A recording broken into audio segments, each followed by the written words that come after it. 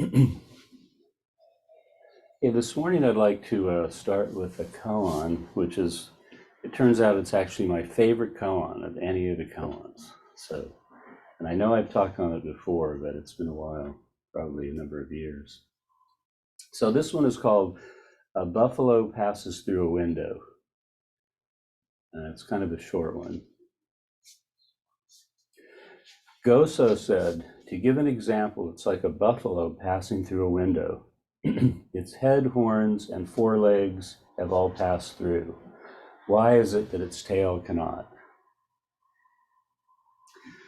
So I did a little research on this Master Goso, which I had actually never done before, and most of the all of the names in the Mumonkan, since this was translated or transliterated in some cases into Japanese, are Japanese names, but every one of them was a Chinese master, not a Japanese master. Even Mumon, who put this book together, was Chinese, not Japanese. And this Master Goso, his name in Chinese is something like Wutsu. And there's a lot of different ways that they spell the Chinese names and pronounce them. There's usually like three different kinds of spellings because they're trying to approximate the way Chinese sounds. It's very difficult in English. And obviously it was even more difficult in Japanese because they somehow changed Wutsu to Goso. So anyway, this Master Wutsu was born around 1124 AD. He lived until about 80 years old. So he was in the Song dynasty, not the Tang dynasty, which was some of the earlier masters were, which is considered kind of the golden age of Zen, was a little earlier. And he became ordained at age 35, which was kind of old for most of the teachers that you read about in these koans. Most of these guys, they ended up becoming monks in their teens or early 20s. So he was a little older when he got into it fully. And what was kind of interesting, I thought, in looking at his history, is he really was intent on becoming very, very clear. And so he would study with a teacher, and then when he felt that teacher couldn't take him to kind of the next step that he felt he needed to go, then he would go to another teacher, and so on. I think he ended up with about 4 or 5 different teachers in that way. And that wasn't too uncommon at that time in China. There were a fair number of teachers around, and evidently Wutsu was very intent upon really awakening in a more complete way. There are a few koans that feature Wutsu. I'm going to use his Japanese name, Goso. But this is, as I said, my favorite. So, and in researching this, I also found out, which I never knew before, that this story of the buffalo passing through the window is based on an older story, which comes from ancient Indian Buddhism. It's mentioned in one of the sutras, which is an elephant passing through the window. But it's the same thing. The elephant is trying to pass through the window, and everything goes through except the tail. And it's kind of interesting because that story came from a particular king that had given the Buddha, during the Buddha's time, given him and his disciples this large piece of land. You know, that's kind of what happened when he became well known, is he would travel around through India, and different people would give the Sangha places to hang out. And then he would settle there and teach for a while. And this king evidently had 10 dreams, and one of the dreams that he had was this dream of an elephant that had passed through a window, or a door or something, but the tail couldn't go through. And so originally he went to the Buddha to get his dream interpreted, and the Buddha interpreted the dream.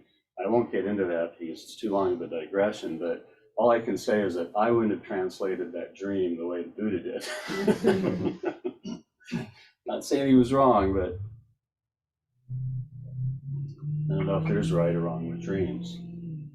So that's the story of the elephant passing through the window, which eventually became the buffalo passing through the window.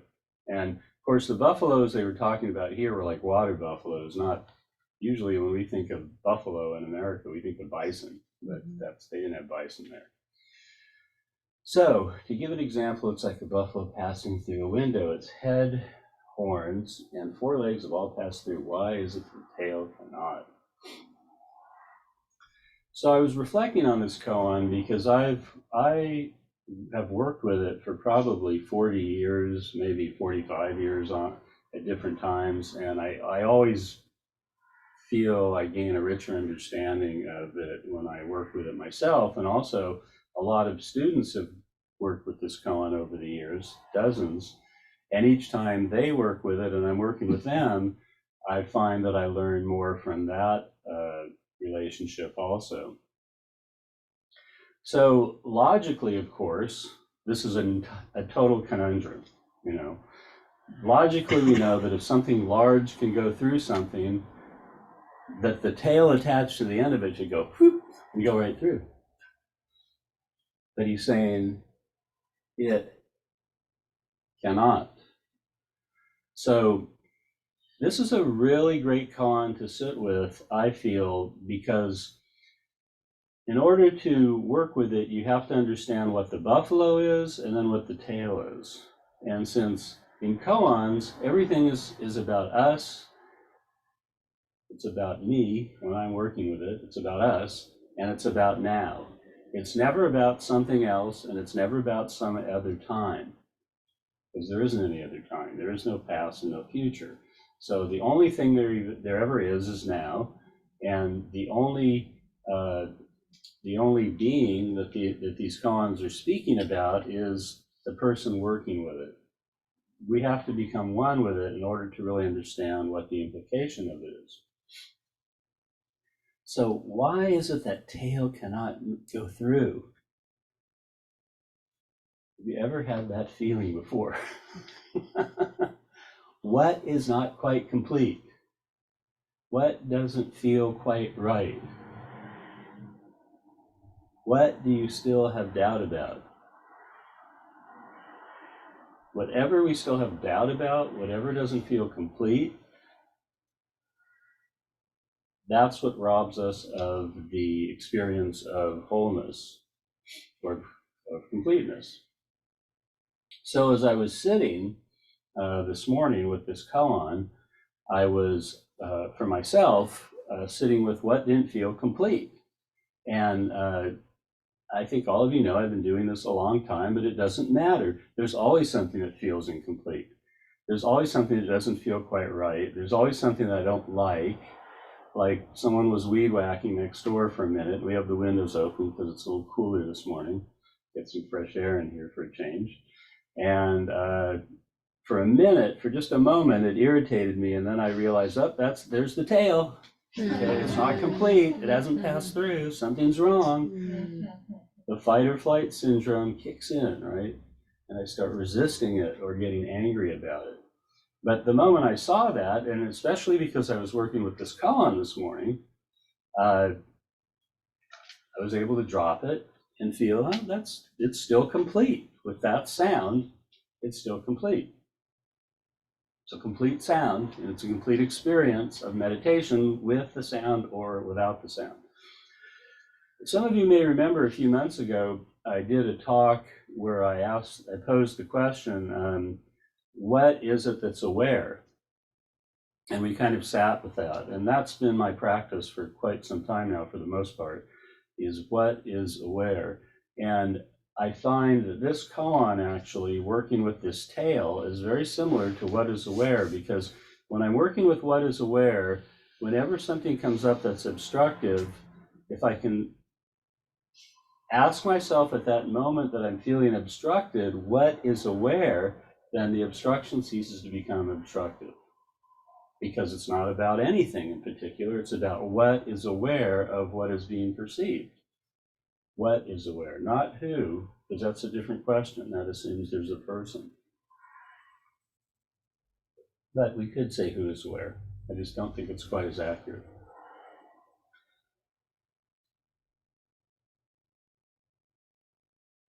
We all want to completely pass through. We all want to feel at ease. We want to feel awakened. We want to be clear.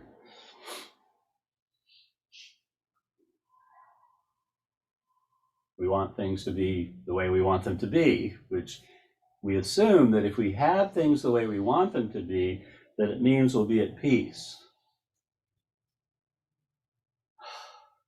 Doesn't work like that, unfortunately.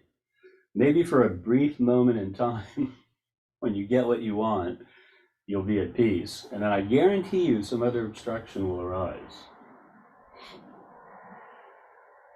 So how do we work with this? How do we work with this? Master Shivayama in the commentary on this koan says you have to grab onto that tail and make it your own.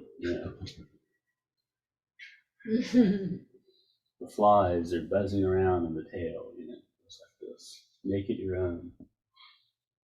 So it's so important to be able to observe the way we're never satisfied. The definition of dukkha, a Sanskrit word essentially that's translated into English as suffering, it's not entirely accurate, I don't think, but it's close, is either not getting what we want or getting what we don't want. And so if we look carefully, there's the sound we don't want, there's the thing in our life we don't want, there's our situation we don't want, there's the person that's irritating, there's a physical pain going on in our body.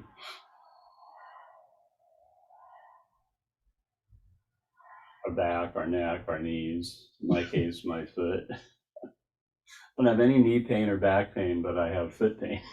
So there's always something. So you can either sit with it and then the tail passes through if we are able to become one with it and stop resisting whatever's in the way. But if we can't, then it becomes this impossible conundrum. It can't be done with logic. It has to be done with merging. It has to be done with wholeness.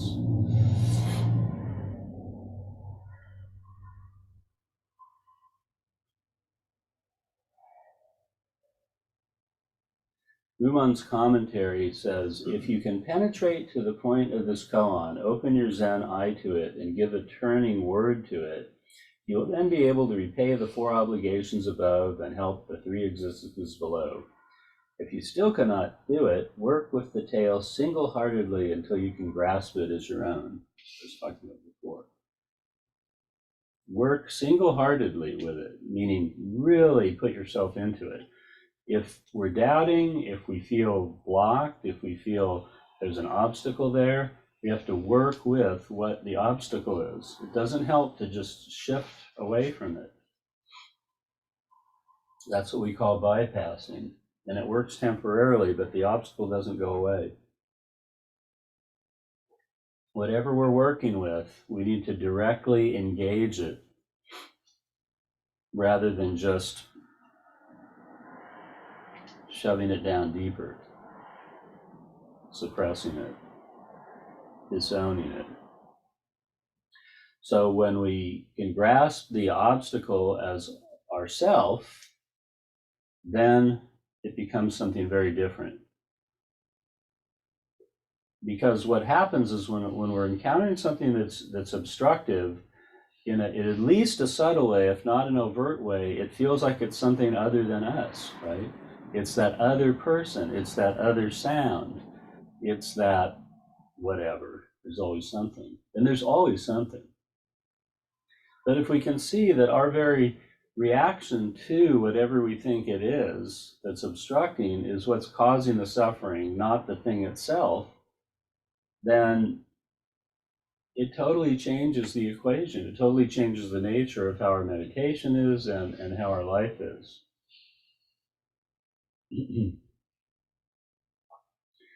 So Mumon does a poem on each of these koans, and this is a very nice poem. I like it.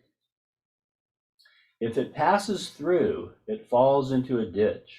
If it turns back, it is destroyed. This tiny tail, how extremely marvelous.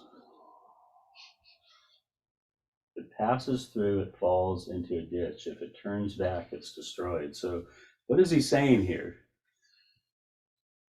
He's approaching it from a dualistic, he's showing us the dualistic way of viewing the obstruction, right? In other words, if you push it through, it falls into a ditch and it's useless. If it turns back, it's destroyed, because you can't turn back. You can't go backwards, right? So what he's posing a conundrum here based on the notion of the tail not passing through, saying that don't look at it as passing through or turning back. Don't look at it as a thing that can move in that way. Look at it as a part of oneself. Again, when something becomes a part of ourself, then we can work with it effectively. If it's something that's not a part of ourself, then it's hit or miss. Like another person, for instance. Another person, we can't control what anyone else is going to do at any time. So if we try to do that, then it becomes an obstacle. If we try to control what cannot be controlled, which is almost everything, then it turns out to be a huge obstacle. And then he says, this tiny tail, how extremely marvelous. So instead of it being a problem, instead of the tail being a problem, if we can, again, see it as part of the whole, a part of the awakened mind, then it's a wonderful thing. What we think is an obstacle is actually essential. Our obstacles are essential. It's kind of like when you go to the gym, right? If you want to strengthen your muscles, you can't do it by working below your threshold too far, because you won't be stressing the muscles enough to build them. You have to stress a muscle in order for it to grow, or even remain the same as you get older, as most of us find out. So the obstruction of the work, with that muscle is what causes it to maintain health and to grow.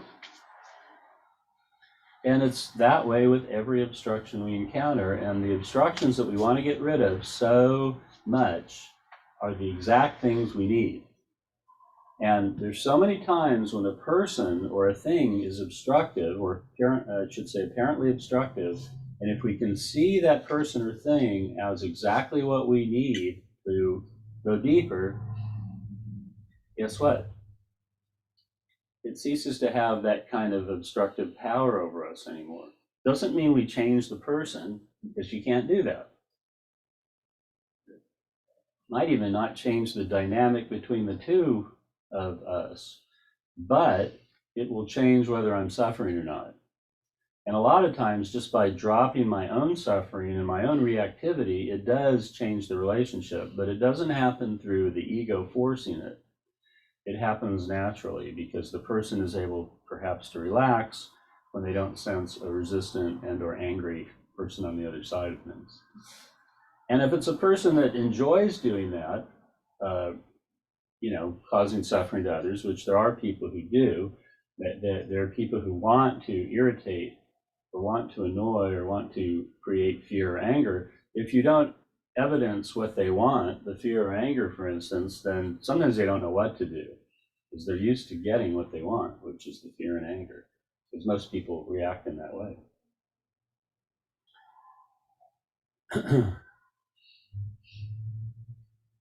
So what is your particular tail? What tail won't pass through today? That's what you have to work with. It's probably different than anyone else's in the room here or online. It's probably different than mine. We all have something. The wonderful thing about the process of Zen and meditation, is it enables us, it gives us tools to work with that and to see how we're attached to, what are we attached to? Ways of viewing the situation. It's all about view and perspective. It's never about anything material, actually. It's all about perspective entirely. So I'll open it up now in case anyone has any questions or comments. if you're online, go ahead and unmute yourself if you like to say anything. I will. Go ahead. Thank you for that. I, like a lot of people, feel like you were talking directly to me. Well, I was. Perhaps only to me. That you're the only person. That's how I felt. The tale. When you were reading the koan, I was thinking, read again, I gotta understand. But then as you were talking, and I'm so relating to everything you're saying, and then I'm thinking the tail is like an arrow, is like an arrow pointing, and then it transformed from an arrow pointing to almost like an arrow on a board game that you can spin. And what pile of dukkha is it going to point to today? It's usually not called dukkha in that kind of reference, like a pile of something. But yeah. Anyway. Okay, sorry. So and that's it. And just like in therapy, when I'm dealing with people, I try to communicate to them that whatever you've gone through, whatever you have gone through and come out of, that's a tool in your tool belt. And your trauma transforms to wisdom, and your pain transforms to passion sometimes. And yeah, so very effective. Thank you so much, Rishi.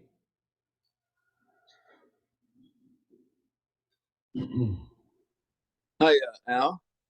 Hey, Robert. Hey, hi.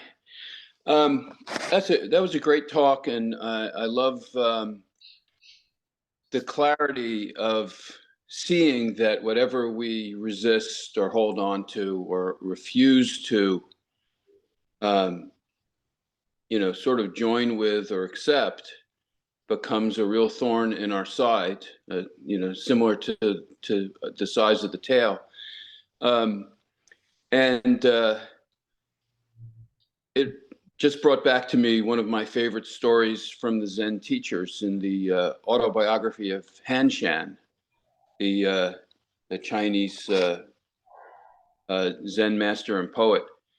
At a time when he was practicing and he was in the outdoors and trying to meditate, where there was this very powerful river nearby. I forget which one, but the roar of the river interfered with his meditation, and he couldn't stand it. It literally started driving him insane. He felt that he was going to lose his mind. And I don't know if it was one of the teachers, I don't recall, or an old Chan guy of some kind came by and said, "Why don't you just let the river go through your hearing instead of trying to get away from it?" And he tried it, and it sent him into a very deep samadhi. He never had a problem with his meditation again because he let it in, and he lost that sense of being at war with what was taking place. So I thought it was a really nice verification of what you.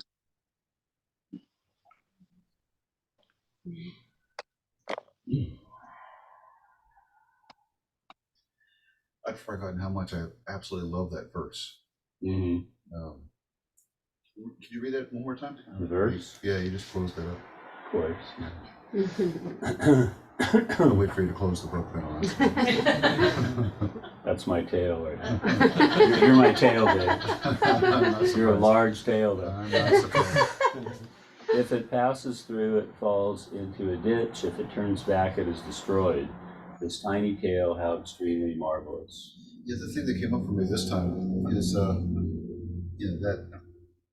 that tail is always going to be there, and that verse is really challenging you to transform, transmute, see the tail in a different perspective. And actually, I think the verse is just as fun to sit with, I think, as the koan in this case. So yeah, that was excellent choice today. I really appreciate it. Yeah, Mumon's verses are often, in some cases, I personally feel they're better than the koan themselves. He was really skillful. Anybody else? What tale are you wrestling with? I just want to speak for just a second. This morning I woke up and I listened to a song. I'm going to a concert this afternoon, and one of the songs of this singer-songwriter is called All Is Well. Mm-hmm. Heaven, hell, wherever I go, all is well in my soul. And I was thinking about that. Okay, I know in some sense all is well, but how do I get to that sense of all is well? And I'm listening to you and I'm thinking, well, I have some work to do to get to that. You can't just do this, all is well, and it disappears, it evaporates. That in Zen, it's something else. It's more working with those tails, so to speak. Because I do have that in me, and I have to work with that I want it to just be that all is well, and like kind of that magical, I don't need to do anything for all to be well. But maybe I do. Well, it's kind of a subtle point. I mean, you do and you don't. I mean, what we're talking about is recognizing the inherent completeness of everything as it is, even though from the human perspective, it always appears messed up. I mean, the earth is messed up, Ukraine is messed up, politics is messed up, the water, I was just reading an article this morning about the water in this county is all messed up, the sewage is messed up, everything's messed up. And, humans are always trying for perfection, we're always trying to perfect everything, which is kind of a natural part of our consciousness as a human. We're always looking to perfect things, I think, on an inner and an outer level, and I don't think it's necessarily there's of course nothing wrong with that. I think it's kind of admirable in a lot of ways, and yet it implies, number one, things aren't all right as they are, which may be, if you don't have water or sewage, it definitely doesn't feel like it's all right the way it is. Yeah. Right. But yet, at the same time, the world is just always presenting us, the universe is always presenting us with these things. And if we get attached to it having to be perfect, we're going to suffer constantly. That goes for our own body too. Ultimately, it's about how I'm experiencing things, and I experience things through this body, which is aging and has this issue and that issue and the third and fourth and 10th issue. Mm-hmm. And I'm never going to make it perfect. So, but I think you're also correct in that it does require a lot of inner inquiry in some cases to clarify for oneself this point. So I think just throwing up our hands and saying, oh, it's all wonderful, yes, yes. Well, if you can actually experience it that way, maybe that is all you need. But I don't think that's the way it works usually. Thank you. You're welcome. First, I'd like to say, I feel like this talk was like a drop the mic talk. I mean, it was really good and hit so many points. But I'm laughing back here. I felt I'm just gonna share it because I just keep laughing. I remember this time. This was years ago, and I still remember this. My favorite salad is a Cobb salad, and so I order it all the time.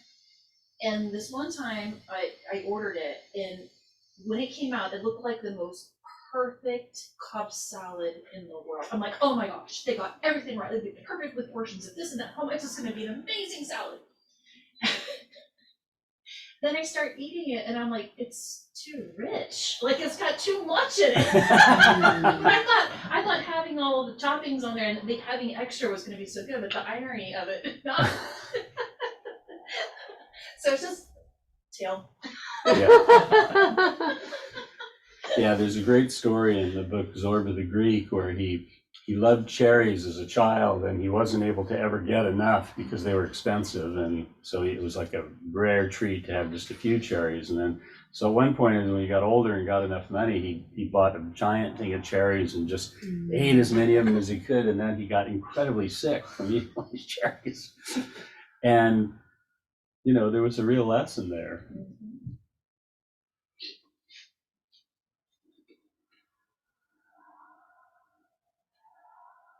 Anyone else? All right. Thank you, everyone. Have a great afternoon. All right, thank you.